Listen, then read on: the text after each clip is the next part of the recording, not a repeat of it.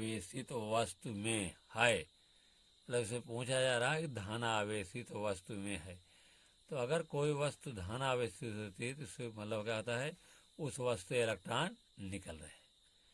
क्या है, अगर कोई वस्तु धन आवेशित है तो उसमें क्या लिख रहे हैं, इलेक्ट्रॉन निकलेंगे तो इलेक्ट्रॉन की कमी हो जाएगी। इसलिए विकल्प क्या होगा, हमारा सी सही होगा। फिर देख लीजिए, अगर वस्तु धन आवेशित है तो धन आवेशित कब होगी, उसमें से इलेक्ट्रॉन निकल जाते हैं। तो 1 का हमारा सही होगा क्या, 1 का विकल्प हमारा सही होगा 1 का सही होगा सी में क्या है, सी में है इलेक्ट्रॉन की कमी, इलेक्ट्रॉनों की कमी, सी विकल्प सही होगा। दूसरा है आपका क्वेश्चन नंबर 2 है, विकल्प में 2 समरूप धातु के गोलों को क्रमशः धन Q तथा ऋण Q आवेश दिए गए हैं। तो अगर धन आवेश दिया जाता है तो उसका मतलब क्या होता है, पहले थ्योरी समझिए। धन आवेश दिया जाएगा तो इलेक्ट्रॉन की कमी होगी, और ऋण आवेश दिया जाएगा तो इलेक्ट्रॉन की अधिकता होगी। लेकिन इसमें पूछा दोनों गोलों के द्रव्यमान पूछ रहा है, तो जिसमें से इलेक्ट्रॉन निकल जाते हैं वो क्या होता है, उसका द्रव्यमान कम होगा। धन आवेश का मतलब इलेक्ट्रॉन की कमी, तो जिससे इलेक्ट्रॉन निकलेंगे वो क्या होगा, धन आवेश होगा। और जिसमें इलेक्ट्रॉन जाएंगे वो इलेक्ट्रॉन की अधिकता होगी और ऋण आवेश होगा। इलेक्ट्रॉन निकलेंगे धन आवेश होगा, और इलेक्ट्रॉन आ जाएंगे तो ऋण आवेश होगा। तो ऋण आवेश होने का मतलब इलेक्ट्रॉन की अधिकता अर्थात उसका द्रव्यमान अधिक है। तो धन आवेशित वस्तु का द्रव्यमान कम होगा और ऋण आवेशित द्रव्यमान का अधिक होगा। अब विकल्प देखिए, दोनों गोलों के द्रव्यमान बराबर होंगे, एक टोटल गलत है। धन आवेशित गोले का द्रव्यमान ऋण आवेशित गोले के द्रव्यमान से कम होगा, यही सही है। धन वाले गोले का द्रव्यमान कम होगा, ऋण वाले गोले का द्रव्यमान अधिक होगा। और ये देखिए, ऋण आवेशित गोले का द्रव्यमान धन आवेशित गोले के द्रव्यमान से कम होगा। ऋण वाले का द्रव्यमान नहीं कम होगा, कम होगा धन का। ऊपर में से कोई नहीं सही, तो हमारा विकल्प कौन सही होगा, बी सही होगा। बी क्या है, धन आवेशित गोले का द्रव्यमान ऋण आवेशित गोले के द्रव्यमान से अधिक है। तो हमारा बी विकल्प जो होगा वो बी सही हो जाएगा।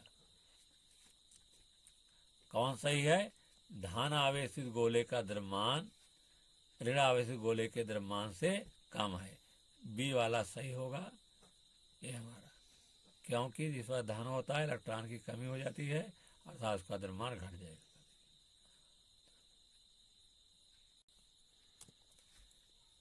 तीसरा देखिए, 8 कूलाम ऋण आवेश में विद्यमान इलेक्ट्रॉनों की संख्या। इसको पहले हम इलेक्ट्रॉनों की संख्या निकालेंगे। तो Q बराबर क्या होता है, Q बराबर होता है, यानी तीसरा विकल्प, तीसरा क्वेश्चन हमारा चल रहा है। Q बराबर क्या होगा, Q बराबर होता है NE। तो N बराबर क्या होगा, या N is equal to Q upon E। Q का मान कितना है, 8 कूलाम, और E का मतलब 1.6 गुणे 10 पावर माइनस 19। ये बराबर क्या होगा, ए बराबर होगा, हम देखिए इसको पूर्णांक बनाएंगे तो 10 से ऊपर गुणा 10 से नीचे, दशमलव को हटाएंगे, 0.6 है ना, 0.6 को 10 से ऊर नीचे हो जाए कितना, 80 हो जाएगा। ए बटा कितना हो जाएगा, 16 होगा, 80 बटा 16 होगा। और 10 घाते 19 ऊपर जाएगा, धन हो जाएगा, 10 घाते 19 प्लस हो जाएगा। तो 16 करने 16 पंचे 80, कितना आया, 5 गुणे 10 पावर माइनस 19। इसलिए हमारा विकल्प कौन सही है, ए में देखिए, इसमें 5 गुणे 10 पावर 19, 2.5 गुणे 19, 12.8 गुणे 19, 1.6 गुणे 19। तो हमारा कौन सही है, ए सही है। 3 कौन सही है, 3 का विकल्प हमारा ए सही है। निर्वात की विद्युतशीलता का मात्रक है, दिया है कूलाम प्रति newton metre square, newton volt प्रति metre square, newton metre square coulomb square, newton प्रति कूलाम स्क्वायर। तो हम सबसे पहले फार्मूला लिखेंगे। एफ बराबर होता है 1/4πε0 Q1 Q2 बटे आर स्क्वायर। तो हमको निकालना है यही इसी का मात्रक, किसका? ε0 का निर्वात की विद्युतशीलता बराबर। तो 1/4π कांस्टेंट है, इसका मात्रक होता नहीं, इसको हम छोड़ देंगे। तब क्या हो जाएगा, इसको छोड़ दीजिए तो इसको इधर लाएंगे, तिरछा गुणा सीधा गुणा होगा, ये आपका भाग हो जाएगा। तो ये क्या होगा, ये हो जाएगा ε0 बराबर हो, इसको हम छोड़ दे रहे हैं 1/4π, इसका मात्रक होता नहीं। ε0 हो जाएगा Q1 इंटू Q2 बटे F into are square. Q1 Q2 इसका भी मात्रक कूलाम है, इसका भी मात्रक कूलाम है। कूलाम गुणे कूलाम क्या हो जाएगा, कूलाम स्क्वायर होगा। क्या हो जाएगा, कूलाम स्क्वायर बटे प्रति, एफ का मात्रक होता है न्यूटन और आर मीटर होता है, जो वर्ग है, इसका मात्रक क्या होगा, मीटर का वर्ग। क्या हुआ, कूलाम स्क्वायर प्रति न्यूटन मीटर स्क्वायर। इसलिए हमारा कौन सा ही होगा, इसमें देखो को ए में 4 के ए में क्या है, कूलाम स्क्वायर प्रति न्यूटन मीटर स्क्वायर। इस फार्मूले से आपको रटना नहीं पड़ेगा, इस फार्मूले से निकाल लेंगे। मतलब 1/4π का मात्रक नहीं, तो इसको हम छोड़ दिए यहाँ पर। इसलिए विकल्प हमारा कौन सा होगा, 4 का हमारा कौन सा होगा, 4 का विकल्प हमारा सही होगा। क्या, ए सही होगा।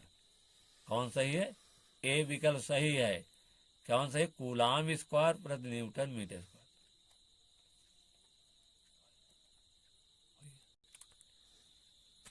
कुछ दूरी पर स्थित दो इलेक्ट्रॉनों के बीच गुरुत्वीय तथा स्थिर वैद्युत बलों के बीच का अनुपात 10⁻43, हाँ 10⁻39, 10⁻⁻43। इसमें देखिए पहले क्या दिया गया है, गुरुत्वीय बल और दो इलेक्ट्रॉनों के बीच, कुछ दूरी से दो इलेक्ट्रॉनों के बीच गुरुत्वीय तथा स्थिर वैद्युत बल। तो गुरुत्वीय बल को हम लिखते हैं जी से, एफ जी लिखेंगे, और वैद्युत बल को क्या लिखते हैं, एफ ई से लिखते हैं। चलिए फार्मूला क्या इसका होता है, जी m1 m2 बटे आर स्क्वायर पूरे का बटे, ये हुआ आपका क्या, गुरुत्वीय बल है। और वैद्युत बल क्या है, जो वैद्युत बल होगा 1/4πε0 Q1 Q2 बटे आर स्क्वायर। तो ये आपका जो है, ये आर स्क्वायर कट जाएगा, ठीक है ना। अब हम इनका मान रखेंगे। जी का मान होता है 6.67, इलेक्ट्रॉन का द्रव्यमान होता है 9 × 10⁻⁻⁰, दोनों इलेक्ट्रॉन हैं, इसलिए m1 m2 बराबर होगा 6.67 × 10⁻−11। और इलेक्ट्रॉन का द्रव्यमान होता है, दोनों इलेक्ट्रॉन हैं, गुणे 9 × 10⁻−31 गुणे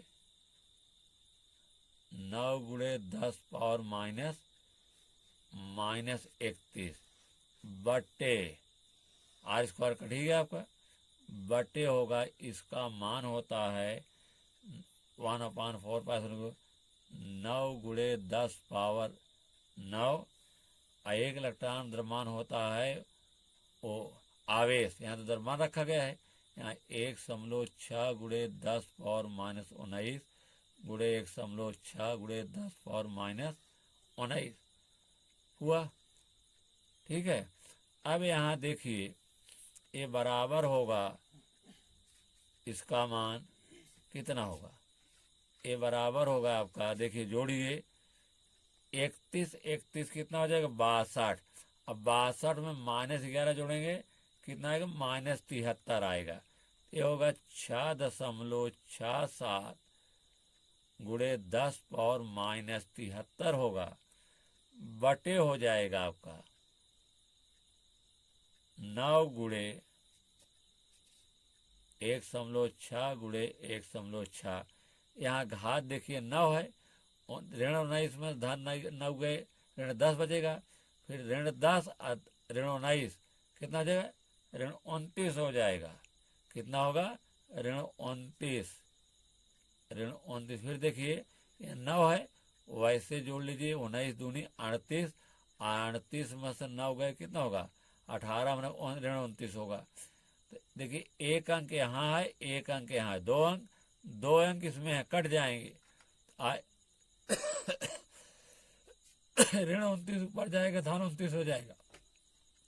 ऋण 73 में से धन 29 जाएगा, कितना बचेगा, बचेगा आपका ऋण 44। ये हुआ कितना आपका, ये हो जाएगा आपका 667, क्योंकि 2 अंक इसमें था, एक अंक 2 कट गया ना। यहाँ बचा कितना, यहाँ नीचे बचा आपका 9 गुणे 16 गुणे 16, और ऊपर कितना घात है, 10 घाते -44 बचेगा। ठीक है, मतलब 73 में से 29 गया कितना, मैं धन हो जाएगा ना, तो 13 में 9 गए 4 है, बचा कितना 4, ऋण 44। अब यहाँ हम गुणा करेंगे, गुणा करें किसका किसका, 16 में 16 करेंगे, ठीक है ना, उसके बाद 9 गुणा करेंगे। ठीक है,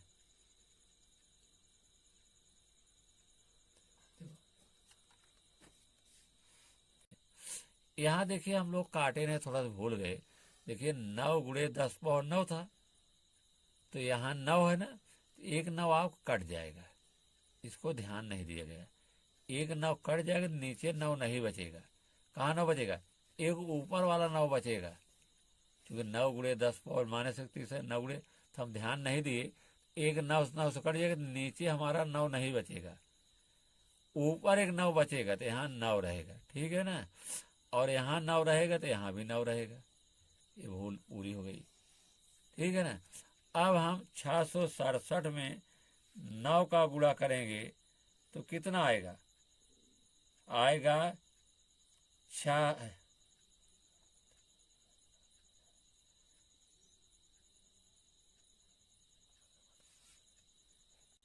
हाँ, आएगा 6003 आएगा। और ये 9 नहीं रहेगा हमारा, ये 9 कट गया ना, 9 थोड़ी रहेगा यहाँ पर, ये 9 नहीं रहेगा। तो कितना आया, भाग देने पर आएगा हमारा 6003, और 16 में 16 गुणा करेंगे 256 आएगा। कितना है, 256। 6003 में 256 से भाग देंगे तो पूर्णांक हमारा लगभग में आएगा 23, और यहाँ घात भुला गए हम, 10 घाते ऋण 44। ठीक है, तो यहाँ कितना हो जाएगा, 23 गुणे 10 घाते ऋण 44। हमको वैज्ञानिक विधि से उत्तर देना है, तो यहाँ 10 का भाग देंगे, यहाँ 10 का गुणा कर देंगे। इस तरह से किसका, AFG बटे AFE का मान कितना आया, क्योंकि यहाँ देखिए 10 का भाग देंगे तो 203 आ जाएगा, और 10 गुणा करेंगे क्या आएगा, घात घट जाएगी, तो आएगा 2.3 गुणे 10 पावर -43। तो अनुपात क्या आया, क्योंकि आपके जो विकल्प है उस विकल्प में पूर्णांक नहीं लिया गया है, केवल घात ली गई है, इसलिए FG और AFE में अनुपात कितना आएगा, 10:-43। तो अब इसमें देखिए कहाँ इसमें है, 10 घाते -43, देखिए 10 घाते 43 है, 10 घाते 39 है। आपका डी विकल्प सही है, डी में क्या है, 10 घाते -43 है, इसलिए 5 में हमारा क्या सही हो, कौन सा विकल्प, 5 का विकल्प हमारा सही होगा। 5 का विकल्प क्या होगा, होगा 10 घाते -43 सही हो, डी सही होगा। कौन सही है, डी सही है, 10 घाते -43, डी के विकल्प।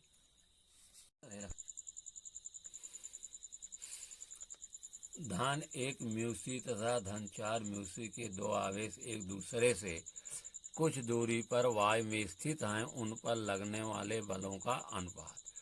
तो देखिए, ये जो आवेश दिया गया है इससे कोई मतलब नहीं होता है, चाहे आवेश कम हो चाहे ज़्यादा हो। जैसे यहाँ दिया है धन 1 म्यूसी, कुछ दूरी पर रखा गया क्या, धन 4 म्यूसी। तो इससे आवेश से कोई मतलब नहीं, ज़्यादा कम हो उससे मतलब नहीं, बल हमेशा क्या होगा, बराबर लगाएगा। दोनों धन आवेश है, प्रतिकर्षण बल लगेगा, इसके कारण इधर बल लगेगा इस तरफ, आज धन 4 के कारण इधर लगेगा 1 की तरफ लगेगा। ये ज़्यादा कम जरूर आवेश है, इससे कोई नहीं, बल बराबर होगा। एफ और एफ, इधर एफ लग रहा है तो इधर एफ लग रहा है, तो इनका अनुपात क्या होगा, एफ अनुपात एफ, काट दीजिए एफ से 1 अनुपात 1। चाहे यहाँ ऋण रहे चाहे धन रहे, इससे कोई मतलब नहीं है। इसलिए कौन सा विकल्प सही होगा, 6 का विकल्प आपका सही होगा।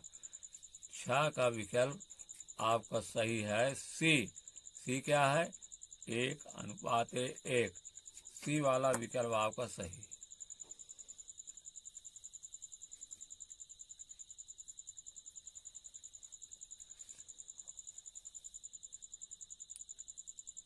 इसी तरह 7 का भी देखिए, उसमें भी यही थ्योरी लगेगी। इसमें दे रहा है 1 म्यूसी धन 5 म्यूसी। 7 वाले में आइए आप, कितना दे रहा है, 1 म्यूसी यहाँ पर है और 1 म्यूसी, और यहाँ 10 सेंटीमीटर की दूरी पर क्या है, धन 5 म्यूसी है। तो दूरी से कोई मतलब नहीं है, भले यहाँ पर आवेश भिन्न है लेकिन बल क्या होते हैं, दोनों एक दूसरे पर बराबर बल लगाते हैं। अगर इस पर एफ बल है तो इस पर भी एफ बल होगा। अनुपात क्या होगा, एफ अनुपात उसी तरह से कट कर 1 अनुपात 1 हो जाएगा। इसलिए इसमें कौन सही है, 7 का क्या सही, 7 का विकल्प आपका कौन सही है, 7 का डी। डी में क्या है, 1 अनुपात 1, यही सही है डी का विकल्प। ठीक है,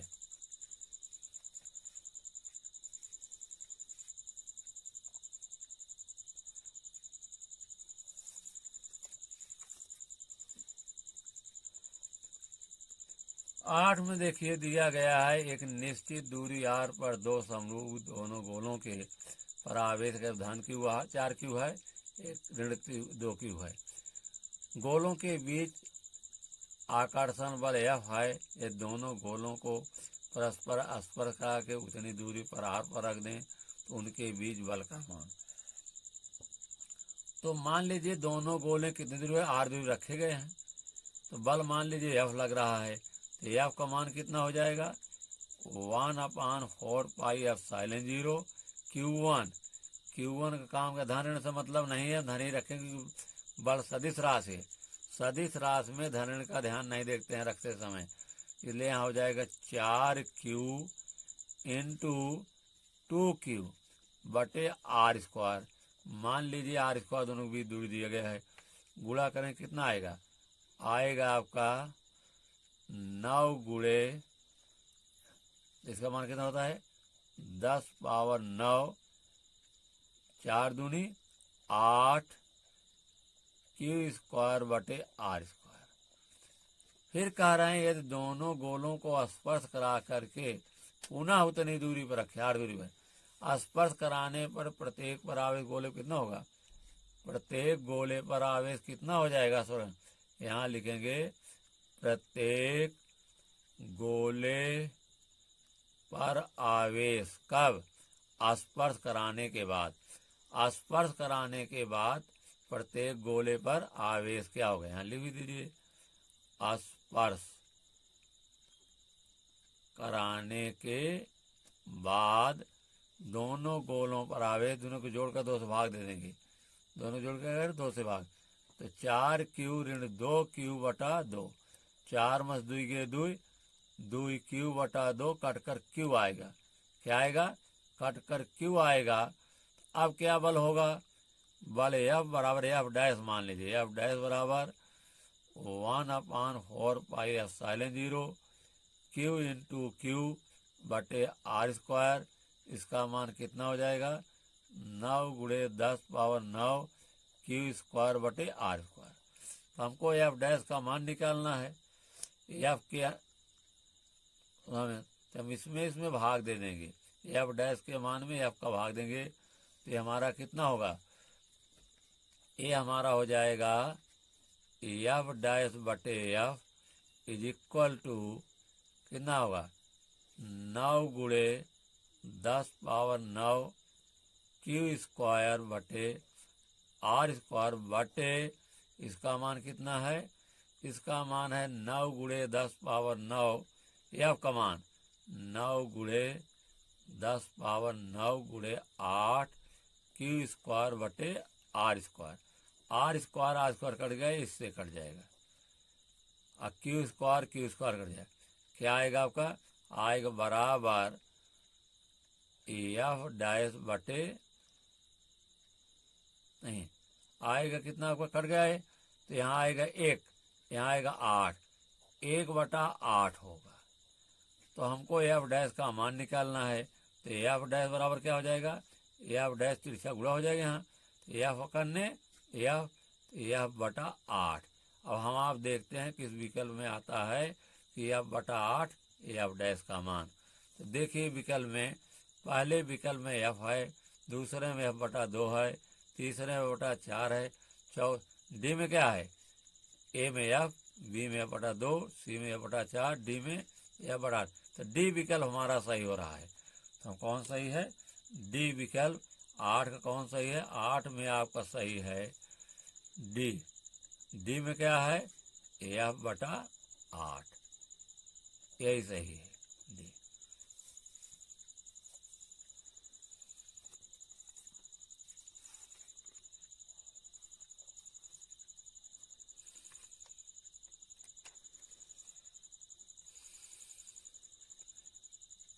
नौवां विकल्प देखिए, दो समान आवेश Q और Q को जोड़ने वाली रेखा के मध्य बिंदु पर एक आवेश Q डैश दिया है।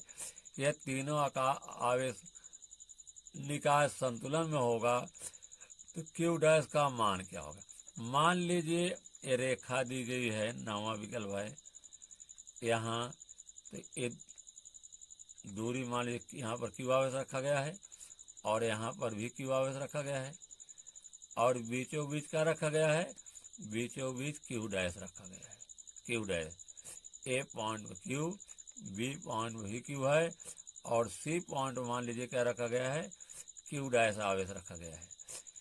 कह रहा है तीनों आवेश संतुलन में हैं, तो Q डैश का मान क्या।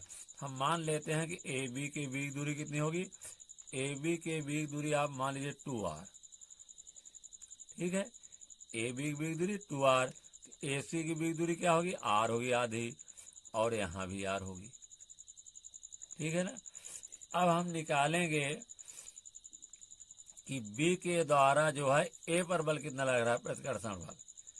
B के द्वारा A पर बल कितना लग रहा है, तो बल की दिशा इधर होगी, A की तरफ, किसके द्वारा, F B के द्वारा A पर बल इधर होगा, और A जो है C पर कितना बल लग रहा है, A के द्वारा C पर बल क्या होगा, A के द्वारा C पर बल F, A के द्वारा C पर बल, A के द्वारा C इधर लग रहा है। संतुलन की अवस्था में जो बल होगा, जो B के द्वारा A पर बल लग रहा है इधर, और A के द्वारा जो C पर बल लग रहा है, दोनों बलों का योग क्या होना चाहिए, शून्य होना चाहिए।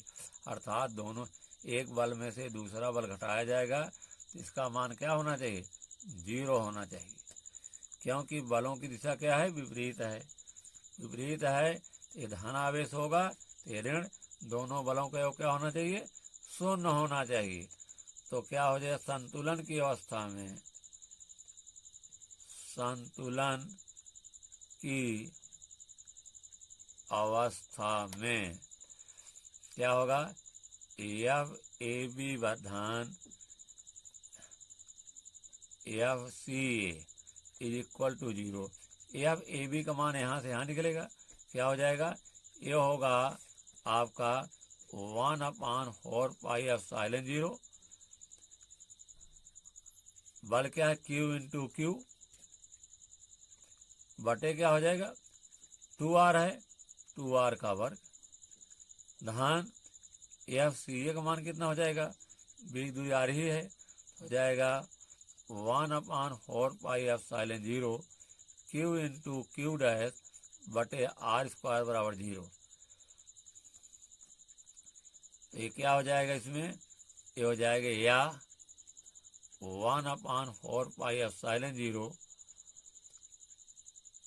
क्यू इंटू क्यू बटे 4r स्क्वायर धन 1/4πε0 क्यू इंटू क्यू डैश बटे आर स्क्वायर बराबर 0। इसमें कॉमन क्या हो रहा है, कॉमन हो रहा है 1/4πε0, कॉमन ले रहे हैं क्यू, क्यू इसमें भी है और क्यू हो गया आर हो रहा आर स्क्वायर, केवल आर स्क्वायर कॉमन होगा तो बचे क्या है आपका, बचेगा आपका कितना, क्यू आपने कॉमन ले लिया है और आर स्क्वायर भी कॉमन है, तो यहाँ बचा कितना, क्यू बटा 4। यहाँ क्या बचेगा, ये पूरा का केवल क्यू डैश बचेगा, क्या बचेगा, क्यू डैश बराबर 0। तो इतना और कितना हो जाएगा, यह होगा क्यू बटे 4 धन क्यू डैश बराबर 0, क्योंकि इतने का 0 भाग देंगे 0 बाहर जाएगा, यहाँ गुणा है यहाँ भाग 0 आ जाएगा, 0 में से 0 आ जाएगा, या क्यू डैश बराबर क्या होगा, -q/4। अब देखिए किसमें जो है क्यू डैश का मान q/4 माइनस आ रहा है, विकल्प देखेंगे हम लोग। तो हमारा विकल्प है, ये देखिए पहले -q/2 है, दूसरे में -q/4 है, सी में q/4 है। देखिए बी में जो है -q/4 आ रहा है, इसलिए 9 का विकल्प क्या सही होगा, 9 का जो है हमारा विकल्प 9 में देखिए कौन सही है, बी वाला पार्ट, बी में क्या दिया गया -q/4, ठीक है।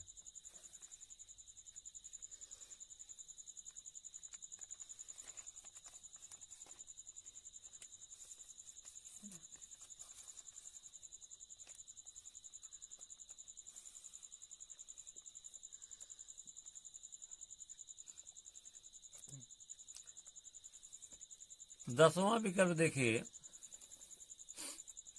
दो बिंदु आवेश पहले y में रखे गए हैं, y का परिवर्तन क्या होता है 1 होता है ना, फिर के परिवर्तन वाले माध्यम में उतनी दूरी पर रखे जाते हैं, दोनों दशाओं में आवेशों के बीच लगने वाले बलों का अनुपात। तो y में जो है वो बल मान लीजिए यहाँ बल कहाँ लग रहा है, y में, बटे कहाँ लग रहा है, परावैद्युत माध्यम में, बटे माध्यम में लिख लीजिए। इसका मान क्या होगा, अनुपात निकालना है, इसका मान क्या होगा 1/4πε0। दो बिंदु आवेश हैं, पहला आवेश q1 है और दूसरा आवेश q2 है, और दोनों की दूरी क्या है r² है, बटे 1/4πε0 परावैद्युत माध्यम का परिवर्तन के मान लीजिए है, के दिया गया है इसमें, इंटू q1 इंटू q2 बटे r²। ठीक है, देखिए इससे इतना कटेगा, के बचेगा, कट जाएगा, q1 q2 कटेगा, r² कटे जाएगा, क्या होगा बोलिए। देखिए ध्यान से, a बराबर हो जाएगा 1/1 के बचेगा केवल, देखिए 1 के है ना, ध्यान दीजिए 1 के है, के उलट जाएगा, क्या होगा 1 इंटू के बटे 1, तो k1 करने के बटे 1 हो जाएगा, तो क्या अनुपात होगा बराबर हो जाएगा k/1। तो दोनों अनुपात क्या हुआ k/1, ठीक है ना। तो k/1 किस में आ रहा है, देखिए पहले 1/k है, दूसरे में k/1 है, 1/k, आपका 20 सही है। कौन सा विकल्प, 10 का कौन विकल्प सही है, 10 का विकल्प आपका कौन सही बोलिए, 10 में बी वाला है सही, k/1 ये सही है।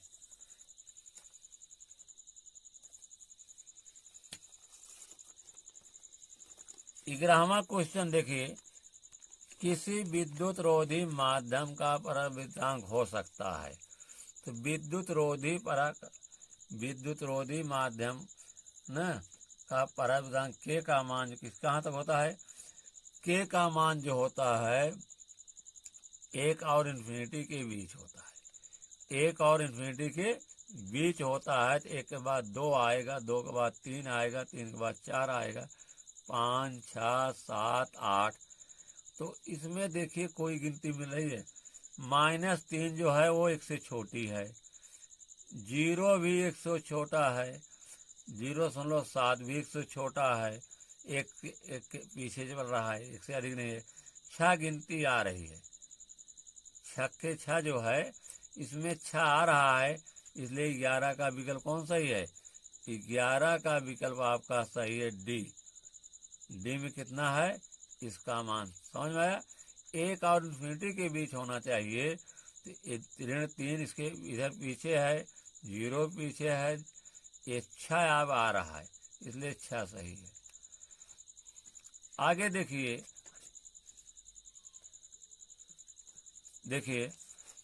y में रखे 2 धन आवेशों के मध्य न रखे पदार्थ के बीच प्रतिकर्षण बल का मान। y में रखे गए 2 धन आवेशों के मध्य परावैद्युत पदार्थ रख देने पर इसके बीच प्रतिकर्षण। भाई जब किसी माध्यम में रखेंगे तो क्या हो जाएगा, y में क्या होता है, y में जब है तो यह बराबर क्या हो जाएगा 1/4 पाई एप्सिलॉन 0 Q1 Q2 बटे r² हो जाएगा। लेकिन जब इसी को कहाँ रख देंगे, किसी परावैद्युत माध्यम में रखेंगे तो वहाँ पर क्या हो जाएगा, k से और भाग होगा, इसमें यहाँ k लिखा जाएगा, ठीक है ना। तो यहाँ k से भाग हो रहा है इतनी पूरी संख्या में। जब पूरी संख्या में k से भाग होगा तो क्या हो जाएगा, k का मान कुछ दिया रहेगा, क्योंकि k का मान 2 हो सकता है, 3 हो सकता है, 4।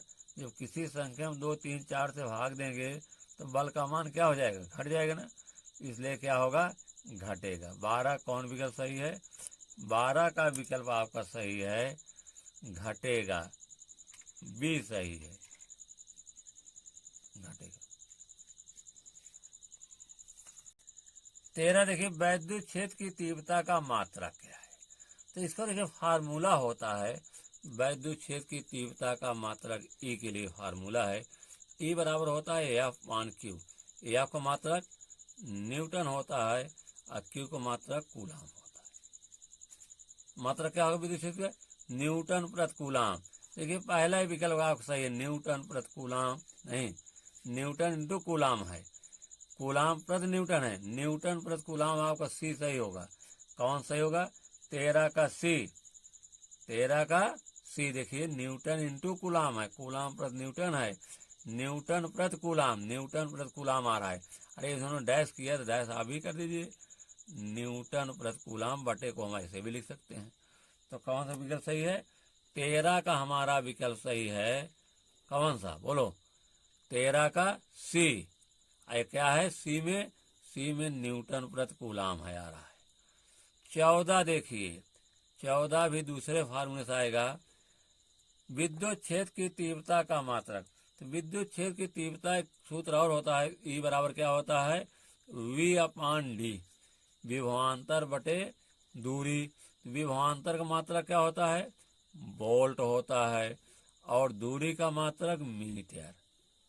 क्या होगा, वोल्ट प्रति मीटर, पहले सही है, वोल्ट प्रति मीटर, वोल्ट प्रति metre square, volt metre volt. तो हमारा वोल्ट प्रति मीटर, तो कौन सही है, 14 का आपका 14 क्वेश्चन चल रहा है, 14 का क्या सही, ए सही है, ए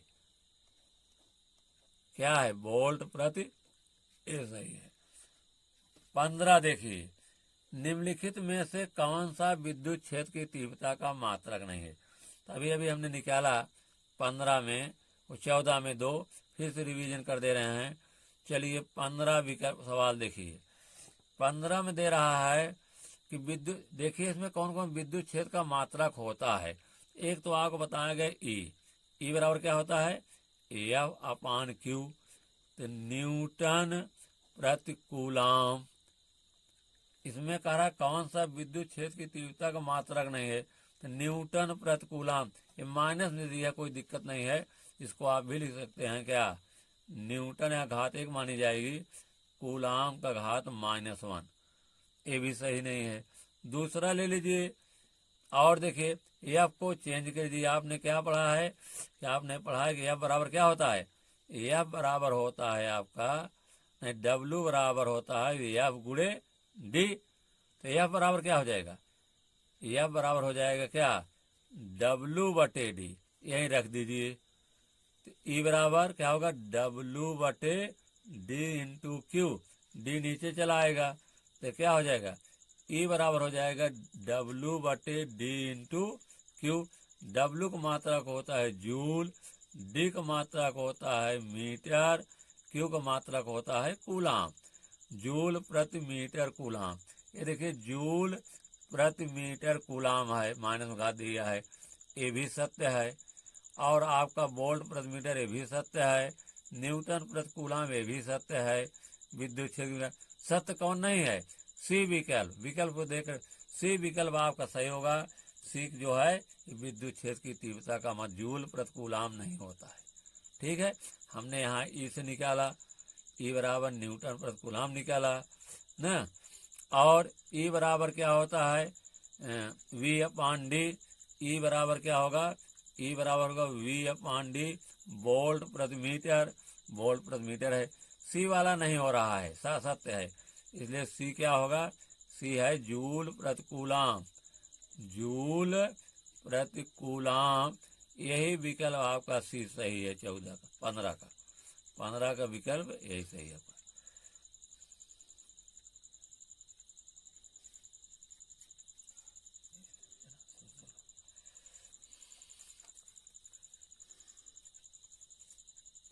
16 देखिए, एक विद्युत क्षेत्र विक्षेपित करता है। विद्युत क्षेत्र जो है जिस पर आवेश होगा उसे विक्षेपित करेगा। यस किरणों पर कोई आवेश नहीं होता है। विद्युत क्षेत्र किसको विक्षेपित करेगा, जिस पर आवेश होगा। अगर विद्युत क्षेत्र में कोई आवेशित वस्तु रखी है तो वह विक्षेपित होगी, मतलब विक्षेपित मतलब इधर उधर हिले डुलेगी अपने स्थान पर, वहां से हट जाएगी, तो उस पर तो यस किरणों पर कोई आवेश नहीं होता है, भी सत्य है। न्यूट्रॉन पर जानते हैं कोई आवेश नहीं होता है। अल्फा कणों पर आवेश होता है, गामा कण किरणों पर कोई आवेश नहीं है। तो विद्युत क्षेत्र विक्षेपित करेगा अल्फा किरणों पर। 16 का क्या सही है, 16 का आपका सही है सी। सी क्या है, अल्फा कणों को विक्षेपित करेगा, अल्फा कणों को, यही भी आंसर सही है आपका। 17 देखिए, एक प्रोटॉन तथा एक इलेक्ट्रॉन एक समान वैद्युत क्षेत्र में स्थित हैं, उस पर लगने वाले बल बराबर होंगे, बलों के परिणाम बराबर होंगे, उनके त्वरण बराबर होंगे। तो देखिए एक अल्फा कण है, एक इलेक्ट्रॉन है। यहाँ चाहे जो आवेश से मतलब नहीं, दोनों एक दूसरे पर क्या लगाते हैं, बराबर बल लगाते हैं, और बलों का परिमाण बराबर होगा। बलों के बराबर परिमाण। तो आपका विकल्प कौन सही है, 17 का बी। 17 क्या सही है, बी सही है।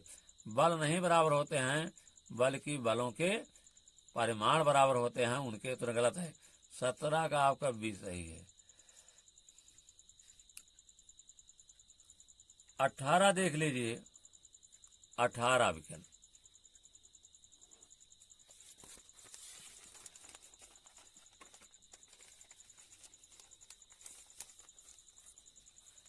अल्फा कण पर कितना आवेश है, 18 लिखिए।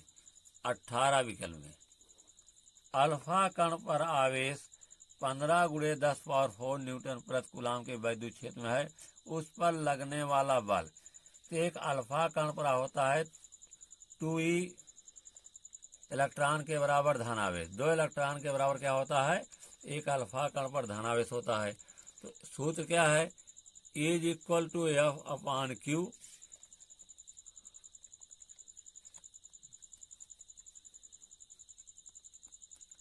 हाँ, ई का मान दिया है कितना, 15 गुणे 10 पावर 4 या 2 इलेक्ट्रॉन के बराबर, 2e के बराबर आवेश होता है। तो गुणा कर दीजिए, तो F इज इक्वल टू कितना हो जाएगा, 15 गुणे 10 पावर 4 गुणे 2 गुणे 1.6 गुणे 10 पावर -19।